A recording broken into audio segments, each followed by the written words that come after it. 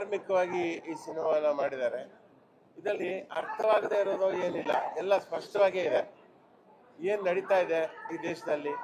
ಆಮೇಲೆ ಕಲ್ಕಿ ಹುಟ್ಟೋದು 12 ಗಂಟೆ ರಾತ್ರಿಗೆ. 12 ಗಂಟೆ ಅಂದರೆ ನಮಗೆ ಸ್ವಾತಂತ್ರ್ಯ ಸಿಕ್ಕಿದ ದಿನ. ಅಲ್ಲಿಂದ ಕಲ್ಕಿ ಅವತಾರ ಇವತ್ತಿಗೆ ಏನು ನಡೀತಾ ಇದೆ ಅನ್ನೋದು ನಿಮಗೆ ಗೊತ್ತಿದೆ. ಸೊ ಇದರಲ್ಲಿ ಎಲ್ಲ ಸ್ಪಷ್ಟವಾಗೇ ಇದೆ.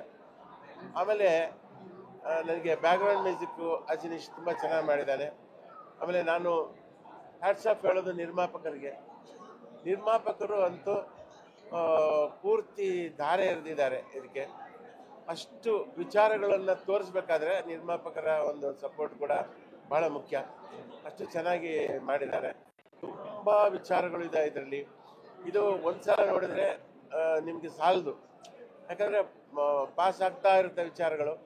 ಮತ್ತೆ ಮತ್ತೆ ಮತ್ತೆ ನೋಡಿದಾಗ ನಿಮಗೆ ತುಂಬ ವಿಷಯಗಳು ನಿಮಗೆ ಮನದಟ್ಟಾಗುತ್ತೆ. ಏನೇನು ನಡೀತಾ ಇದೆ ಪ್ರಪಂಚದಲ್ಲ, ಈ ನಮ್ಮ ದೇಶದಲ್ಲಿ ಏನೇನು ನಡೀತಾ ಇದೆ ಅದನ್ನು ಸ್ಪಷ್ಟವಾಗಿ ಉಪ್ಪಿ ಹೇಳಿದ್ದಾರೆ. ನಿಜಕ್ಕೂ ಉಪ್ಪಿಗೆ ಇಂಥ ಒಂದು ಯೋಚನೆಗಳು ಬಂದಿರೋದಕ್ಕೆ ನಾವು ಹೆಮ್ಮೆ ಪಡಬೇಕು. ಅಷ್ಟು ಚೆನ್ನಾಗಿ ತೆಗೆದಿದ್ದಾರೆ ಈ ಸಿನಿಮಾನ. ಹಾಗಾಗಿ ನಾನು ಈ ಸಿನಿಮಾಕ್ಕೆ, ನಿರ್ಮಾಪಕರಿಗೆ, ಉಪ್ಪಿಗೆ ಮತ್ತು ಇಡೀ ಟೀಮಿಗೆ ಆಲ್ ದಿ ಬೆಸ್ಟ್ ಹೇಳ್ತೀನಿ. Good luck.